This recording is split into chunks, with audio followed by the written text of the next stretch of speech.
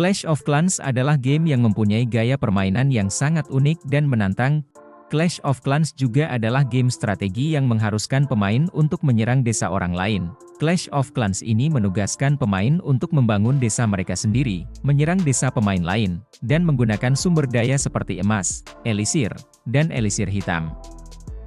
Tidak hanya asal menyerang desa orang lain, pemain juga dituntut harus tahu bagaimana cara menyusun strategi yang baik dan benar, agar serangan mendapatkan hasil yang terbaik, atau mendapatkan total 3 bintang.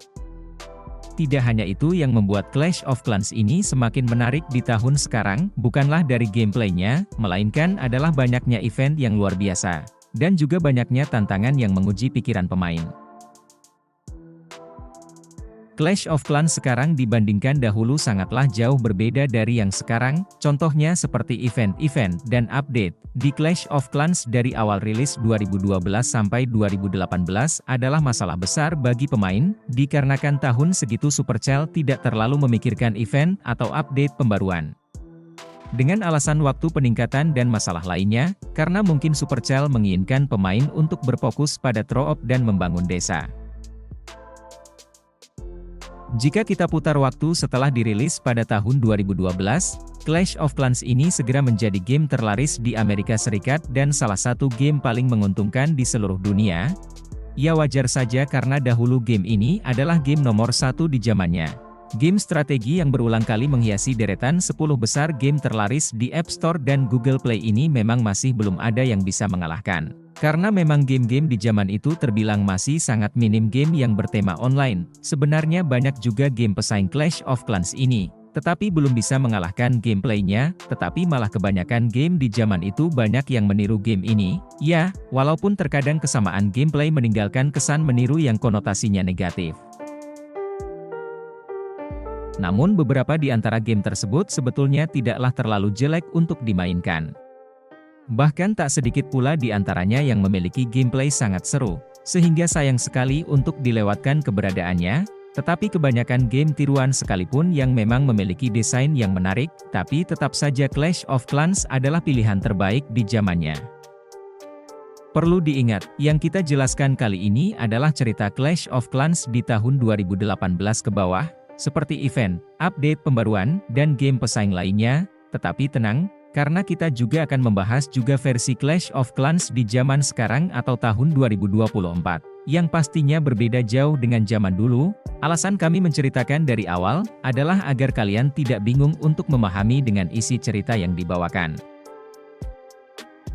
Maka dari itu tetaplah simak video ini sampai selesai, agar kalian tidak bingung dalam memahami dari isi cerita Clash of Clans ini. Lanjut ke ceritanya, banyaknya game-game yang mengambil bertema Clash of Clans di zaman itu, seperti Empire & Allies, Call of Duty Heroes, Castle Clash, Dominations, dan masih banyak lagi game-game tiruan lainnya. Meski begitu, Clash of Clans tetap bisa mempertahankan popularitasnya selama bertahun-tahun, meskipun banyak pesaing berat di industri game. Tapi karena memang belum ada game yang mampu mengalahkan game yang satu ini, tetapi bukan tanpa alasan kenapa game yang satu ini sangat digemari. Yang pertama adalah konsep yang unik. Clash of Clans memiliki game dengan konsep yang unik seperti gameplay, adanya perang klan, memiliki kualitas gambar yang terbaik walaupun game ini dimainkan oleh HP kentang sekalipun, dan masih banyak lagi, tapi intinya game Clash of Clans di zamannya kala itu tetap yang terbaik.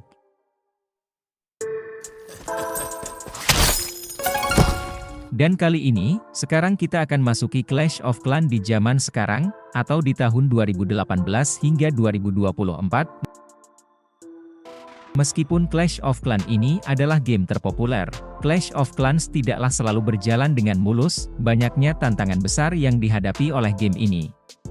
Seperti keluarnya game-game pesaing terbaru yang mengharuskan game Clash of Clans harus gulung tikar. Keluarnya game mobile dan FPS adalah masalah besar bagi Clash of Clans ini, seperti Mobile Legends, Free Fire, PUBG, dan banyak lagi game-game FPS pesaing yang memang memiliki gameplay yang jauh lebih menarik.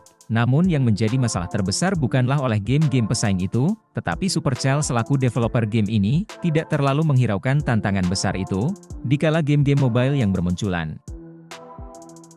Supercell waktu itu masih mementingkan gameplay Clash of Clans tanpa memikirkan pemain-pemain yang telah lama memainkan Clash of Clans ini. Seperti contoh waktu peningkatan bangunan yang menjadi masalah adalah memakan waktu yang sangat lama. Seperti Hero Barking yang harus menunggu 14 hari untuk level 30. Ya mungkin zaman kala itu waktu peningkatan selama itu tidak masalah, karena mengingat belum ada game-game yang mampu mengalahkan Clash of Clans ini. Dan akhirnya sekarang orang-orang tidaklah terlalu melihat Clash of Clans ini, karena orang pasti menginginkan gameplay terbaru dan lebih menarik, karena Clash of Clans untuk sekarang terlalu jadul untuk dimainkan. Dan ini dia alasan penting kenapa Clash of Clans ini bisa mengalami masalah besar di zaman gempuran game-game mobile sekarang. Yang pertama, jarang promosi update. Kesalahan terbesar Clash of Clans pertama adalah mereka menghentikan promosi game di saat banyaknya saingan game-game terbaru yang muncul. Para game baru tersebut sedang gencar promosi, tetapi game Clash of Clans hanya mengeluarkan sedikit saja anggaran untuk melakukan promosi. Hal tersebut membuat banyak pemain Clash of Clans yang beralih memainkan game-game baru yang jadi saingannya, karena promosi game-game yang terbaru promosinya lebih menarik, karena banyak orang yang minat untuk memainkan game-game baru tersebut. Kedua adalah kejenuhan pemain yang paling aktif di Clash of Clans sekalipun pasti pernah merasa bosan atau jenuh untuk memainkannya. Hal ini adalah salah satu faktor yang membuat game Clash of Clans ditinggalkan para pemain lamanya. Bahkan, para pemain tidak ada keinginan kembali memainkan game tersebut.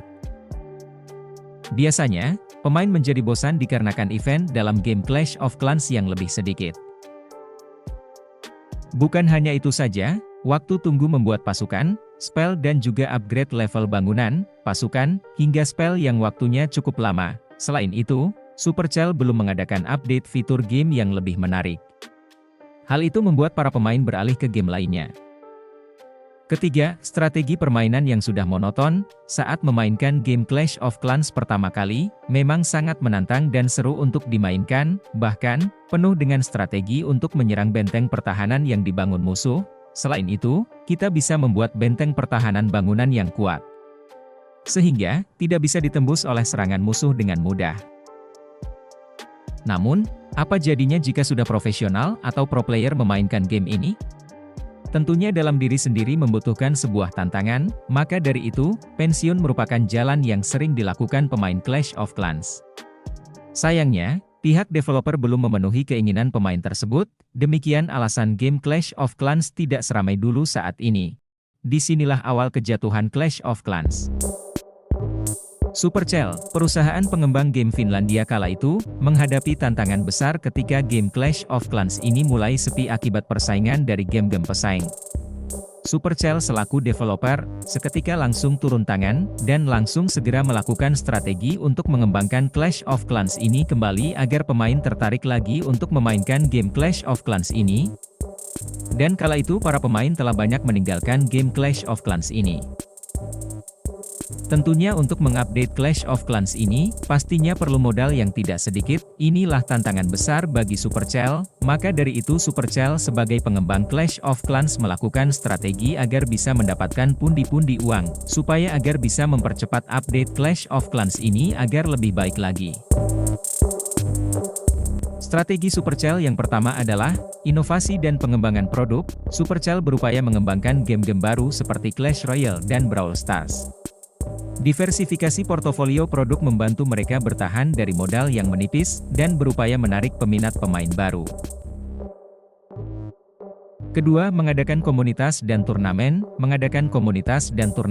Supercell aktif berinteraksi dengan komunitas pemain dan mengadakan turnamen e-sports. Misalnya, Clash World 2022 adalah kejuaraan dunia Clash of Clans yang melibatkan pemain dari seluruh dunia. Ini juga membantu mempertahankan minat pemain dan memperluas basis penggemar. Terakhir, melakukan fleksibilitas dan adaptasi. Supercell terus memantau tren pasar dan beradaptasi dengan cepat. Mereka mengikuti perubahan dalam preferensi pemain dan mengoptimalkan game mereka sesuai kebutuhan. Untungnya dengan strategi ini, Supercell berhasil bangkit dari kebangkrutan, dan tetap menjadi pemain utama dalam industri game.